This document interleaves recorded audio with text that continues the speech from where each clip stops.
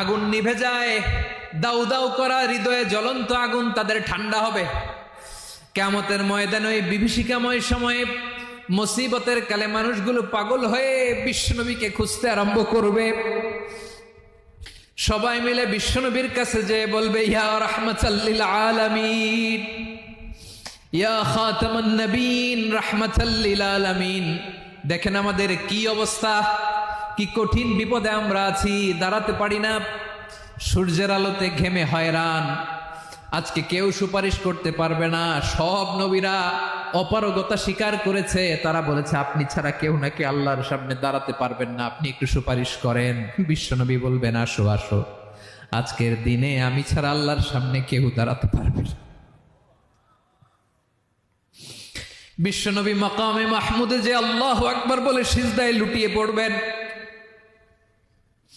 আল্লাহ রাব্বুল আলামিন বিশ্বনবীকে এমন কিছু চমৎকার শব্দ শিখাবেন, ওই শব্দগুলো দিয়ে আল্লাহর প্রশংসা করে বিশ্বনবী কাঁদতে আরম্ভ করবেন। বিশ্বনবী এমন ভাবে অজর দ্বারায় সিজদায় লুটিয়ে পড়ে কাঁদবেন, রব্বুল আলামিনের রহমতের দরিয়ায় জোশ লেগে যাবে। রব্বুল আলামিন এই দৃশ্য থেকে সহ্য করতে পারবেন না। রব্বুল আলামিন বলবেন, ইয়া মুহাম্মদ ইরফা রাসাক, ও নবী আপনি মাথা তোলেন। বিশ্বনবী বলেন, বিশ্বনবী একবার ছাগলের রান খাচ্ছিলেন, রান খেতে খেতে বিশ্বনবী বলেন, আনা সাইয়্যিদুন নাস ইয়াউমাল কিয়ামাহ, আমি কিয়ামতের দিন সর্বশ্রেষ্ঠ হব, মানুষের মধ্যে সর্বশ্রেষ্ঠ সেরা আমি বিশ্বনবী। আলহামদুলিল্লাহ পড়েন। বিশ্বনবী বলেন, সেদিনটা বড্ড ভয়ঙ্কর, সেদিন কেউ কারো কোনো উপকারে আসবে না, বন্ধু বন্ধুর কাজে আসবে না, স্ত্রী স্বামীর উপকারে আসবে না, স্বামী স্ত্রীর উপকারে আসবে না, পীর সাহেব মুরিদরে বাঁচাতে পারবে না, মুরিদ পীর সাহেবরে বাঁচাতে পারবে না, নেতা কর্মীর পরিচয় দিবে না, কর্মী নেতার পরিচয় দিবে না, ভাই বোনকে চিনবে না, বোন ভাইকে চিনবে না, বাবা তার সন্তানকে চিনবে না, মেয়েকে দেখে মা দৌড়ে দৌড়ে পালাবে। বড্ড ভয়ঙ্কর দিন। বিশ্বনবী বলবেন, জমিনটা এখনকার মতো থাকবে না, পুরো জমিনটা সমান হয়ে যাবে, ফ্ল্যাট। এখন তো গোল, তখন ফ্ল্যাট। সবাই এক জমিনের উপরে দাঁড়াবে, সূর্যটা মাথার কাছে চলে আসবে, সূর্যের গরমে মানুষের মাথার মগজ গলে গলে কানের ছিদ্র নাকের ছিদ্র দিয়ে বেয়ে বেয়ে পড়বে। আহ, সবাই হয়রান, পেরেশান, ক্লান্ত শ্রান্ত। মানুষগুলো বলবে বাঁচার কোনো উপায় নাই। 50,000 বছর মানুষ এরকম দৌড়াবে, চিৎকার করবে, কাঁদবে, বাঁচার কোনো উপায় নাই। সবাই বলবে, আহ, আল্লাহ যদি বিচারটা শুরু করতো, যা হবার হবে, আগে বিচার শুরু করুক। বিচারই শুরু হয় না, বিচার শুরু হইতেই 50,000 বছর। আল্লাহ, 50,000 বছর, 5,000, 15,000 না, 50,000 বছর এরকম যাবে। মানুষগুলো কাঁদতে কাঁদতে বলবে, চলো আমরা আদম আলাইহিস সালামের কাছে যাই, যেন আল্লাহরে যে সুপারিশ করে, আল্লাহ আপনি বিচার শুরু করেন। কিয়ামতের ময়দানে সবাই মিলে সাইয়েদনা আদম আলাইহিস সালামের কাছে যেয়ে বলবে, ইয়া আবাল বাশার, ইয়া আউয়ালাল আম্বিয়া, ও আদম নবী, আপনি দুনিয়ার বুকে প্রথম নবী। আল্লাহ নিজ হাতে আপনারে 60 হাত লম্বা করে বানিয়েছেন, আপনার সম্মানে ফেরেশতাদেরকে সেজদা দিতে বলেছেন। দুনিয়ার প্রথম নবী, প্রথম মানুষ আপনি, আপনি আল্লাহরে যে সুপারিশ করেন যেন আল্লাহ বিচার শুরু করে। আদম আলাইহিস সালাম বলবেন, আমি পারবো না, কারণ আল্লাহ আমাকে একটা নিষিদ্ধ গাছের কাছে যেতে নিষেধ করেছিল, আমি ভুল করে এই গাছের ফল খেয়েছি। নাফসি নাফসি, আজকে আমার কি হবে আমি জানি না, আমি বড় লজ্জিত। আমারে যদি আল্লাহ জিজ্ঞেস করে কেন খাইছিলাম, আমার কোনো উত্তর নাই, তোমারে বাঁচামো কেমনে আমি? নবীরা থার থার করে কাঁপবে সেদিন। আদম আলাইহিস সালাম বলবেন, আমি পারবো না, মাফ করো আমাকে, আমি পারবো না। ওই যে ভুল করে গন্ধম খেয়ে ফেলেছি, নিষিদ্ধ গাছের ফল খেয়ে ফেলেছে, আমি বড় লজ্জিত, অনুতপ্ত, আমি পারবো না। আজকে আল্লাহ এত রাগান্বিত হয়েছে, আগে কখনো আল্লাহ এত রাগান্বিত হয় নাই, ভবিষ্যতেও আল্লাহ কখনো এত রাগান্বিত হবে না। আমি পারবো না, এক কাজ করো, তোমরা নূহ আলাইহিস সালামের কাছে যাও। কোন নবী?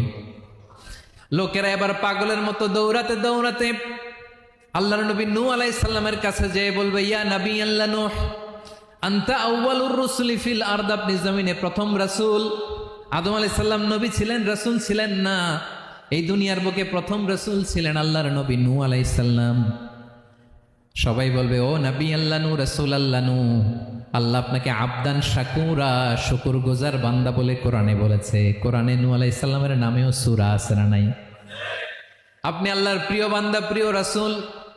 দেখেন আমাদের কি দশা, ঘামতে ঘামতে শেষ। জমিনটা তামার জমিন, সূর্যটা মাথার কাছে, কি করবো আর পারি না, ঘামতে ঘামতে আর কত ঘামবো, কত দাঁড়িয়ে থাকবো। আল্লাহরে যে বলেন বিচার যেন শুরু করে। নূহ আলাইহিস সালাম বলবেন, আমিও পারবো না, আমিও পারবো না। আমি আমার ছেলের জন্য এক কথা বলে ভুল করে ফেলছি। যখন মহাপ্লাবন হবে আমি বললাম, আল্লাহ আমার কলিজার টুকরা সন্তান রে বাঁচান। আল্লাহ বললেন, ও নূহ, সে তোমার সন্তান না, কারণ সে ঈমান আনে নাই, সে পাহাড়ের উপর দাঁড়িয়েছে, দেখি কেমনে সে বাঁচে। ওই যে আমি একটা না বুঝে আবদার করেছি, আল্লাহ আমার উপর রেগে গিয়েছিলেন। আজকে আল্লাহ ওই ব্যাপারে যদি আমারে প্রশ্ন করে, আমার কোনো জবাব নাই, আমি পারবো না, মাফ করো। তোমরা সবাই মিলে আল্লাহর খালিল ইব্রাহিম আলাইহিস সালামের কাছে যাও। লোকগুলো পাগলের মতো খুঁজতে আরম্ভ করবে, অযুত লক্ষ নিযুত কোটি মানুষের ভিড়ে আল্লাহর খালিল ইব্রাহিমকে যে বলবে, ইয়া খালিলুল্লাহ, ও আল্লাহর খালিল, আল্লাহ আপনাকে বড্ড ভালোবেসেছেন, আপনি কাবা বানিয়েছেন, আল্লাহ আপনাকে বড্ড পছন্দ করেন। দেখেন আমাদের কি অবস্থা। আপনি যে আল্লাহর কাছে সুপারিশ করেন যেন আল্লাহ আজকে বিচার শুরু করে। আল্লাহর নবী ইব্রাহিম বলবেন, আমিও পারবো না, আমি আমার জীবদ্দশায় 3টা মিথ্যা বলেছি। কয়টা? আসলে মিথ্যা না, একটু টুইস্ট করে কৌশল করে কথা বলেছিলেন, ওইটাকে হাদিসে মিথ্যা বলা হয়েছে। আমি জীবনে 3টা মিথ্যা বলেছি, জীবন বাঁচানোর তাগিদে কৌশল করে 3টা কথা বলেছি। আজকের এই কঠিন ময়দানে আল্লাহ যদি ওই 3টা কথার ব্যাপারে জিজ্ঞেস করে, লজ্জায় আমি মাথা দেখাতে পারবো না, আমিও পারবো না, আমিও পারবো না। আজকে আল্লাহ এত রেগে আছে, আগে কখনো এত রাগে নাই, পরেও রাখবে না। তোমরা সবাই মিলে বনি ইসরাইলের নবী মূসা আলাইহিস সালামের কাছে যাও। সবাই এবার যাবে মূসা আলাইহিস সালামের কাছে, যে বলবে, ইয়া নবী আল্লাহ মূসা, আপনি ছিলেন কালিমুল্লাহ, আল্লাহর সাথে সরাসরি কথা বলতেন। রব্বুল আলামিন আপনাকে তাওরাত কিতাব দিয়েছেন, আপনি যে একটু সুপারিশ করেন। আল্লাহর নবী মূসা বলবেন, মাফ করো, আমিও পারবো না, আমি দুনিয়ার বুকে ভুল করে একটা মানুষকে মেরে ফেলেছি। আমি মারছিলাম আদব শিক্ষা দেওয়ার জন্য এক থাপ্পড়, এই থাপ্পড়ে যে ওই লোক মরেই যাবে আমি জানতাম না। আজকে আল্লাহ যদি জিজ্ঞেস করে কেন মারলা, জবাব আছে? ওই লজ্জায় আমি অনুতপ্ত, আমি পারবো না, আমার এই কথা বলো না। আজকে আল্লাহ বড্ড রেগে আছে, আমি পারবো না। তোমরা আল্লাহর নবী ঈসা আলাইহিস সালামের কাছে যাও। কিয়ামতের ময়দানে মানুষগুলো পাগল পাড়া হয়ে আল্লাহর নবী ঈসা আলাইহিস সালামের কাছে যাবে, যে বলবে, নবী ঈসা আপনি রূহুল্লাহ, বাবা ছাড়া আল্লাহ আপনাকে বানিয়েছেন, ইনজিল কিতাব দিয়েছেন, মৃত মানুষকে আপনি জীবিত করতে পারতেন। আজকের এই কঠিন বিপদের দিনে আপনি আমাদের সাহায্য করেন। আল্লাহর কাছে যে বলেন যেন বিচার শুরু করে। ঈসা আলাইহিস সালাম বলবেন, আমিও পারবো না, ইন্নী উবিদতু মিন দুনিল্লাহ, আমার উম্মত খ্রিস্টানেরা আল্লাহরে বাদ দিয়ে আমি ঈসার ইবাদত করেছে। আমার মা ম্যারি আর আমাকে ডাকতো জেসাস ক্রাইস্ট, আমার ইবাদত করেছে, যদিও আমি আমার ইবাদত করতে বলি না। ঈসা আলাইহিস সালামও ইবাদত করতে বলেছেন একজনের, তিনি কে? আল্লাহর নবী ঈসা আলাইহিস সালাম বলবেন, আমিও পারবো না, আজকে আল্লাহ অনেক রেগে আছে, আমি পারবো না। তবে একটা পরামর্শ দিতে পারি, একটা সাজেশন দিতে পারি। আজকের দিনে এই কঠিন মুসিবতের কালে, এই কঠিন সময়ে কেউ আল্লাহর দরবারে দাঁড়িয়ে একটা টু শব্দ করার ক্ষমতা কারো নাই, একমাত্র আখিরি জামানার পয়গম্বর বিশ্বনবী মুহাম্মদুর রাসূলুল্লাহ ছাড়া। মানুষগুলো এবার আগুনের মধ্যে পানি দিলে যেমনি আগুন নিভে যায়, দাউ দাউ করা হৃদয়ে জ্বলন্ত আগুন তাদের ঠান্ডা হবে। কিয়ামতের ময়দানে ওই বিভীষিকাময় সময়ে, মুসিবতের কালে মানুষগুলো পাগল হয়ে বিশ্বনবীকে খুঁজতে আরম্ভ করবে। সবাই মিলে বিশ্বনবীর কাছে যে বলবে, ইয়া রাহমাতাল লিল আলামিন, ইয়া খাতামুন নবীন, রাহমাতাল লিল আলামিন। দেখেন আমাদের কি অবস্থা, কি কঠিন বিপদে আমরা আছি, দাঁড়াতে পারি না, সূর্যের আলোতে ঘেমে হয়রান। আজকে কেউ সুপারিশ করতে পারবে না। সব নবীরা অপারগতা স্বীকার করেছে, তারা বলেছে আপনি ছাড়া কেউ নাকি আল্লাহর সামনে দাঁড়াতে পারবেন না, আপনি একটু সুপারিশ করেন। বিশ্বনবী বলবেন, আসো আসো, আজকের দিনে আমি ছাড়া আল্লাহর সামনে কেউ দাঁড়াতে পারবে না। বিশ্বনবী মাকামে মাহমুদে যে আল্লাহু আকবার বলে সিজদায় লুটিয়ে পড়বেন, আল্লাহ রাব্বুল আলামিন বিশ্বনবীকে এমন কিছু চমৎকার শব্দ শিখাবেন, ওই শব্দগুলো দিয়ে আল্লাহর প্রশংসা করে বিশ্বনবী কাঁদতে আরম্ভ করবেন। বিশ্বনবী এমন ভাবে অজর দ্বারায় সিজদায় লুটিয়ে পড়ে কাঁদবেন, রব্বুল আলামিনের রহমতের দরিয়ায় জোশ লেগে যাবে। রব্বুল আলামিন এই দৃশ্য থেকে সহ্য করতে পারবেন না। রব্বুল আলামিন বলবেন, ইয়া মুহাম্মদ ইরফা রাসাক, ও নবী আপনি মাথা তোলেন, মাথা তোলেন, আপনার কান্না আমি সহ্য করতে পারি না। নবী আপনি মাথা তোলেন, সাল তুতা, আজকে আপনি যা চাবেন তাই দেন। নবী আপনি সিজদা থেকে মাথা তুলেন, সাল তুতা, যা চাবেন তাই দেব। ওয়াশফা তুশাফা, যার জন্য সুপারিশ করবেন তার সুপারিশ কবুল করে নেব। বিশ্বনবী এবার মাথা তুলবেন।